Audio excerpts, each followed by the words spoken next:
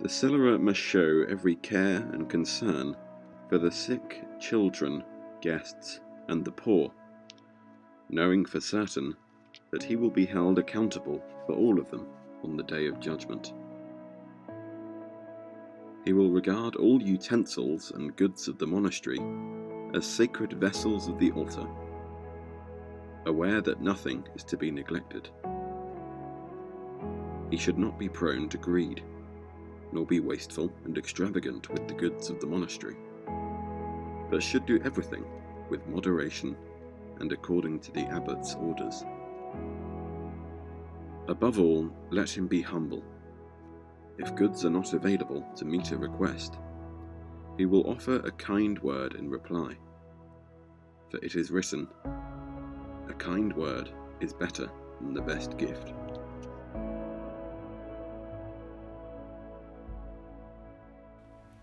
A reading from the first letter of St. Paul to Timothy. Instruct those who are rich in this present world not to be conceited or to fix their hope on the uncertainty of riches, but on God, who richly supplies us with all things to enjoy.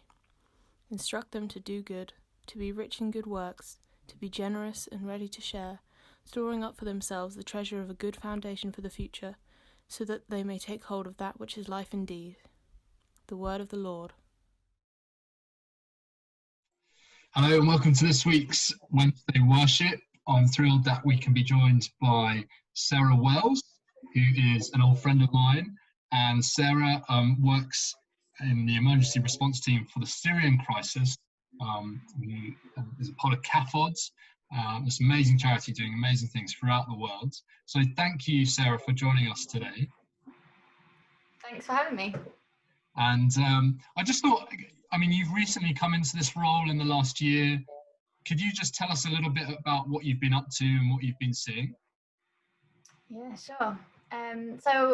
As you said, I work in the emergency response team at CAFOD, and the team in general responds to emergencies, funnily enough, around the world. So that could be a disaster or conflict situation, or an outbreak of disease like the Ebola crisis or like coronavirus. But my role, as you said, is specifically focused on the Syria crisis, which is an emergency that's been happening now for almost 10 years, sadly. And so I support the work of our partners and projects on the ground inside Syria, but also with refugees that have fled Syria in neighbouring countries like Jordan and Lebanon. And those projects can be kind of first immediate, like respond to immediate needs such as food, water, shelter, or they could be a bit longer term. So for example, projects which ensure children are still getting an education, so catch-up education classes, or psychosocial support, which is like trauma counselling for people who've, experienced a lot of trauma from the Syrian conflict. It could be health or livelihoods, so there's lots of different, lots of variety in our projects. And then obviously the last few months, we've obviously had coronavirus, which has added on the impact of the communities that we're supporting. I know, obviously before the pandemic hit, you've been going out to Lebanon and spending time out there. Do you have any stories of the impact that you guys have been having while you've been out there? Yeah, it's always an incredible privilege really to go out and meet the communities and see the projects firsthand and see it in the flesh. I'm always inspired by two things in my role. One is the kind of generosity of people in this country that support the work, and the second is the hope and resilience of people who've been through a lot and are just incredibly inspiring. I met a woman who is in a safe space that we support, which is she's a victim of violence in her home, as well as being a refugee that has fled Syria. And so she was just telling me a lot of kind of horrible stories that she's gone through, but then finished just by saying how much hope and strength that she's had from the Caritas network, which is the church network, and how it's essentially saved her life. And it was really incredible to hear those kind of glimmers of hope in what's quite a challenging and stark situation for a lot of people. yeah, so it's always amazing to meet with people. And I know you talk about this phrase, building back better. I mean, what does that look like for you guys when you're going about that?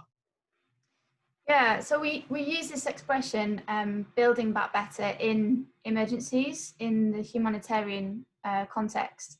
And essentially it's about recovering from a disaster in a way that it's not just about the physical environment and a community returning to its pre-disaster state. It's also an opportunity to improve the physical and economic and social conditions of the community that's been affected. And I guess that then creates a bit of a new kind of state of normal and makes the community more resilient. And a more resilient community is one that's better able to withstand and recover from future shocks or future disasters or future outbreaks. And that's why we call it building back better. And a lot of our work is around resilience and strengthening communities' ability really to kind of withstand future disasters, which are sadly keep happening around the world. You know, you've mentioned a lot of big things there at a sort of a high level, but actually for our students, watching this from all over the world, what can they do now to sort of grow in that value of stewardship on a personal level? Yeah, it's a really good question. And I love that one of your values at Worth is to, what was it? Build back? Leave it better than you found it.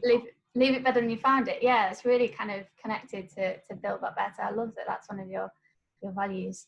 I guess on a more personal level, it's about kind of recognizing our interconnectedness with God, with people, with the planet, knowing that we're all deeply connected and that our individual actions and the steps that we take are all, really, really connected. I think as well, like our faith can remind us that the earth is this like precious gift, like it's full of like beauty and wonder, and it's been entrusted to us by God to protect and to steward, like to use that word, to really steward and to nurture, and also that the fruits of the earth, so like all our natural resources, belong to everyone, not just like a small group of people. So yeah, and I think it's all also about like thinking about right relationships, and I think those relationships go beyond relationships with other people and they have to include the planet as well. And I think any kind of advancement of society or technology or any kind of progress has to make sure that it's not at the detriment, it's not at the expense of the environment. So, and then I guess in terms of our own personal, like how does this relate to me personally? I think we're all called, aren't we, to like take good care of creation, but also like how do we kind of tread more lightly on the earth, whether that's trying to live a bit more simply or trying to live a bit more sustainably. And there's some really great creative ideas out there of how we can do that, live a bit more simply, live a bit more sustainably. So yeah, I think it's all of these things, thinking about creation and the goodness and our like duty in that, and then thinking about how can I do this on a really small scale in my own personal life, because if we all do that tiny little step, then like together as an interconnected family, then the impact of that is huge. Well, no, thank you for that, and thank you, Sarah, for joining us today and for all that you've shared. And I think you've left us with a really good question there, just to reflect on how might we bring these things into our lives on a smaller level. So thank you for all those thoughts that you've shared with us, and thanks for having me. In your work. Yeah, thanks, Will. Same to you.